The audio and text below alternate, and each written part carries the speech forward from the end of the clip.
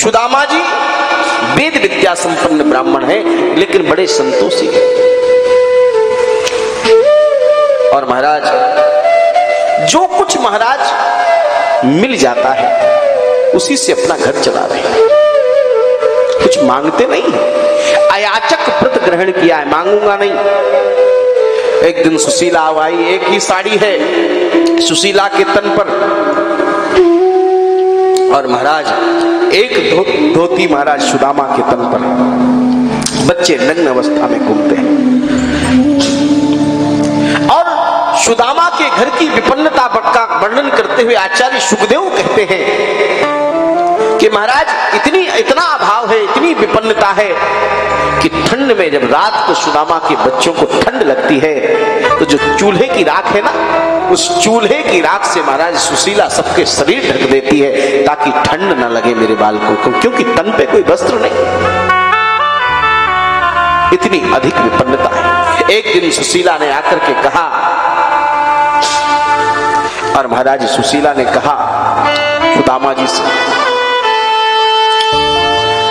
मैं जानती हूं कि आपने अयाचक व्रत लिया है और आप कि मैं धर्म पत्नी हूं, मैं आपका व्रत नहीं तोड़ूं, ये मेरा संकल्प होना चाहिए, लेकिन मैं बच्चों की मां भी हूं। मेरे बच्चे भूख से बिलबिला रहे हैं, मुझसे देखा नहीं जाता।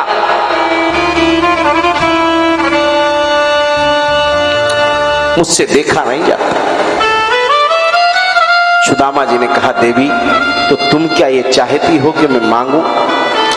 नहीं नहीं, मैं ये नहीं कहती, लेकिन मैं आपको यह स्मरण दिलाना चाहती हूं कि आपने बताया है मुझे कई बार कि आपके बचपन के सखा द्वारिकानाथ भगवान श्री कृष्ण हैं, और आप कहते हैं कि वो अंतर्यामी है। जब आप उसके सामने जाएंगे तो आपकी वो दशा से परिचित हो जाएगा, आपकी मनोदशांतर भावनाओं से वह परिचित हो जाएगा। एक बार मिलने तो जाओ,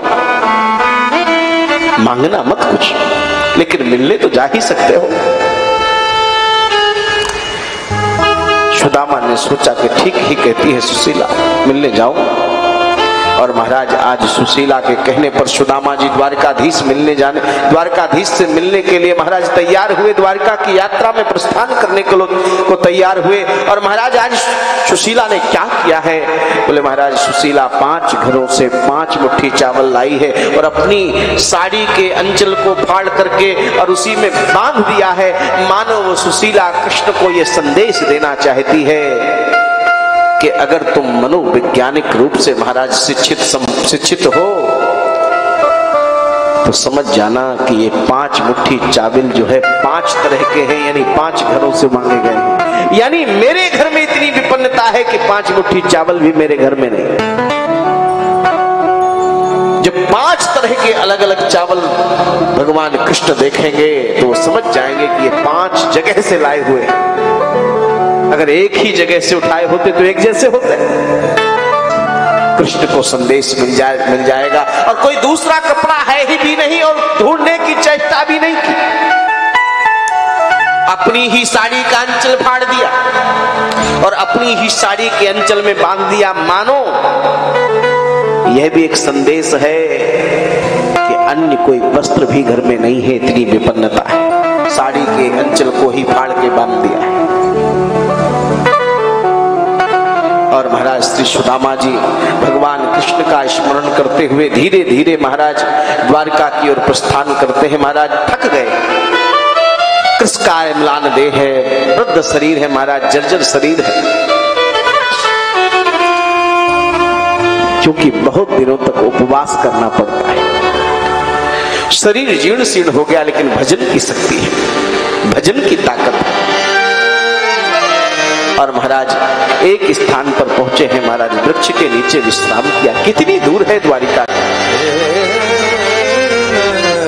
कितनी दूर है द्वारिका। और महाराज द्वारिका, तो कृष्ण की द्वारिका कितनी दूर है। और महाराज उस वृक्ष के नीचे विश्राम किया। नींद आ गई। भगवान ने महाराज गरुड़ जी को आदेशित किया और महाराज गरुड़ जी ने सुदामा जी को उठाया और उठा करके महाराज द्वारिका के द्वार पर पहुंचा। सुदामा जी के नेत्र खुले तो देखा कि सामने नगर है।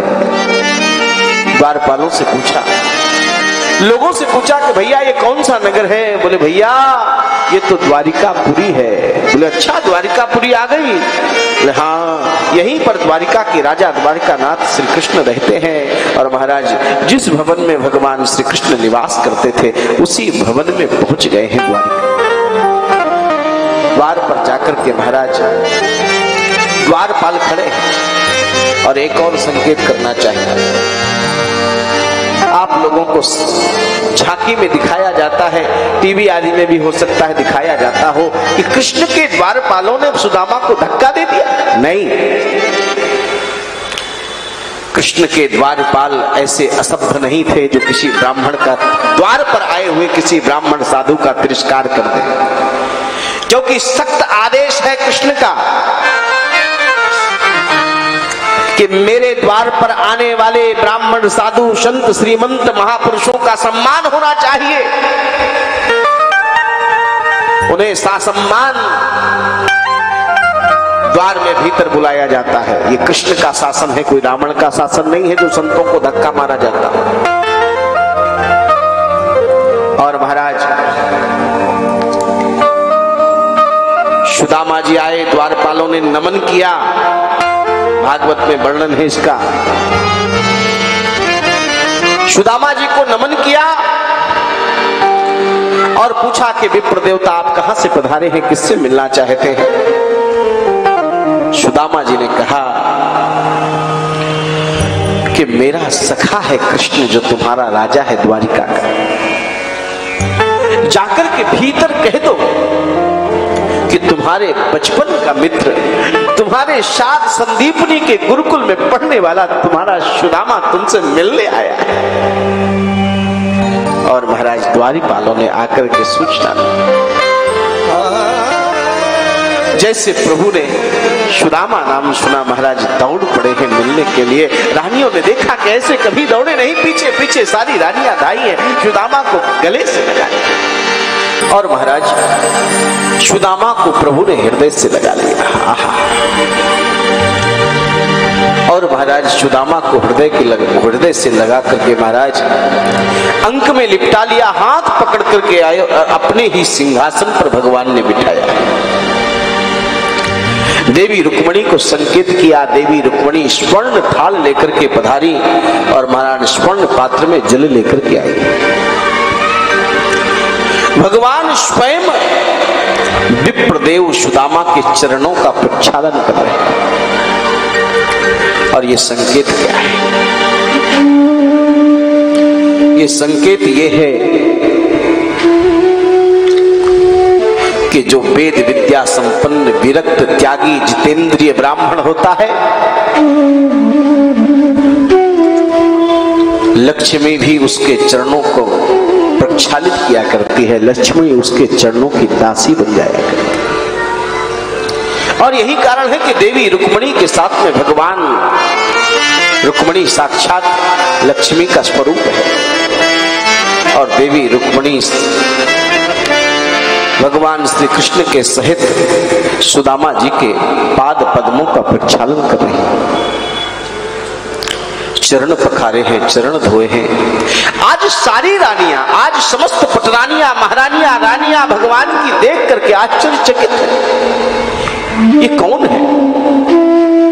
भगवान ने परिचय दिया है, ये हमारे बचपन का सखा है सुदामा। और महाराज सुदामा जी बगल में वो सुशीला की दी हुई 5 मुट्ठी की चावलों की पोटली महाराज दबाए हुए हैं।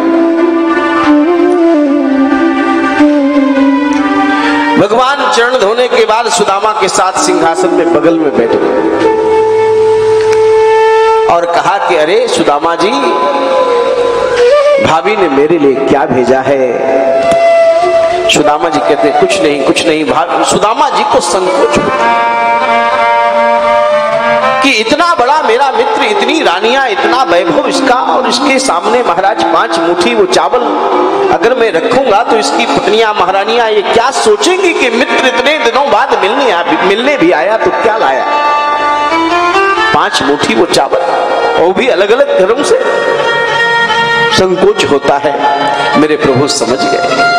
मेरे प्रभु ने जबरदस्ती महाराज सुदामा जी के बगल में दबी हुई पोटली को महाराज खींच लिया और खींच करके खोला। महाराज 5 घरों के वो 5 प्रकार के चावल 5 मुट्ठी।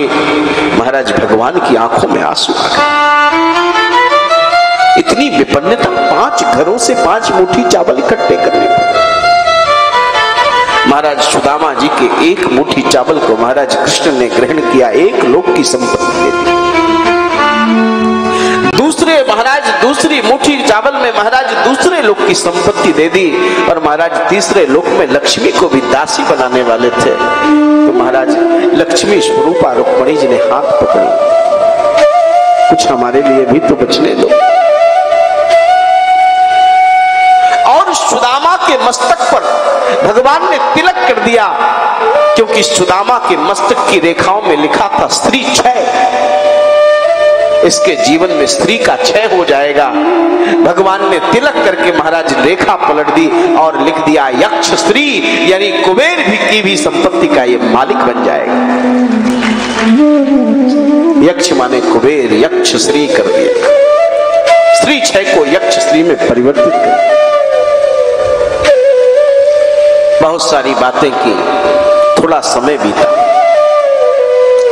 एक दिन सुदामा जी ने सोचा कि बहुत समय हो गया चलने के लिए, जब आज कहूंगा तो 10 दिन बाद ये कहेगा कि जाओ। लोग कहते हैं ना, जब आप कहते हैं किसी के घर में कोई, अरे अब हम जाते हैं, अरे थोड़े दिन और रुको। सुदामा जी ने कहा कन्हैया अब मैं जाना चाहता हूं। भगवान ने कहा बिल्कुल जल्दी जाओ। प्रभु ने रोका नहीं सुदामा जी को लगा कि एक भी बार नहीं कहा कि रुक जाओ। मैं तो सोचता था कहेगा कि रुक जाओ, लेकिन सुदामा जी ने रोका, सुदामा जी को रोका नहीं। हाँ ठीक है जाओ। और सुदामा देव विप्र सुदामा जाने के लिए तैयार हुए। विप्रो भगवान ने उन्हें अपना पीतांबर पहले पहना दिया था। वो धोती, फटी हुई धोती उतरा दी थी। लेकिन आज जब सुदामा जी जाने लगे तो भगवान ने कहा अरे सुदामा सुनो तो, वो मेरा पीतांबर तो उतारते जाओ और मेरी जो तुम अपनी धोती, वो फटी हुई जो तुम्हारी धोती, अपनी धोती पहन के जाओ, मेरा पीतांबर देते जाओ। कृष्ण की पटनानियों को ये बात अच्छी नहीं। एक पीतांबर उतरा। सुदामा जी को भी लगा कि देखो एक अपना पीतांबर भी उतरा लिया मुझसे।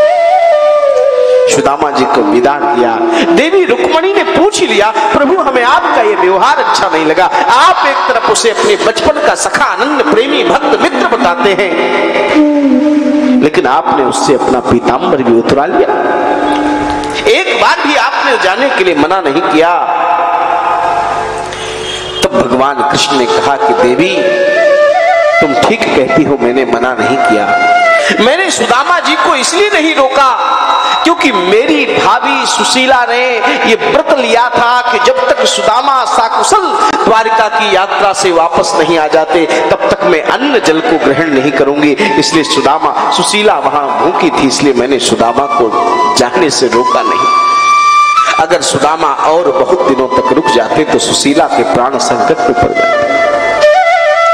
दूसरा, मैंने धोती इसलिए उतरा ली कि शायद पीतांबर धारण करने के बाद सुशीला सुदामा को पहचान न पाती, इसलिए मैंने वो फटी हुई धोती फिर से पहना दी ताकि सुशीला सुदामा जी को पहचान ले कि मेरे ये वही सुदामा देव है। और महाराज सुदामा जी पुरी में पधारे। देखा कि भव्य महल, सुदामा की कुटिया के स्थान पर, महाराज झोपड़ी के स्थान पर भव्य महल था। लोगों से पूछा ये कौन सा गांव है? उत्तर दिया लोगों ने सुदामापुरी है भैया ये। अरे सुदामापुरी? हाँ। ये महल किसका है? ये विप्रदेव सुदामा का महल है। विप्रदेव सुदामा का महल है। हाँ हाँ, सुदामा का महल। और महाराज सुदामा जी का महल है।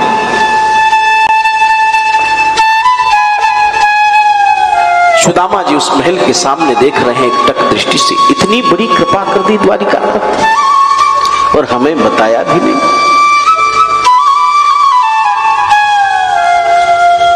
कई लोग की संपत्ति थी। महाराज साड़ी पहने हुए, श्रृंगार धारण किए हुए, सुंदर साड़ी पहने हुए सुशीला जी निकली, सुदामा जी को प्रणाम किया। आइए, ये आपके सब द्वारिकानाथ भगवान श्री कृष्ण की कृपा है।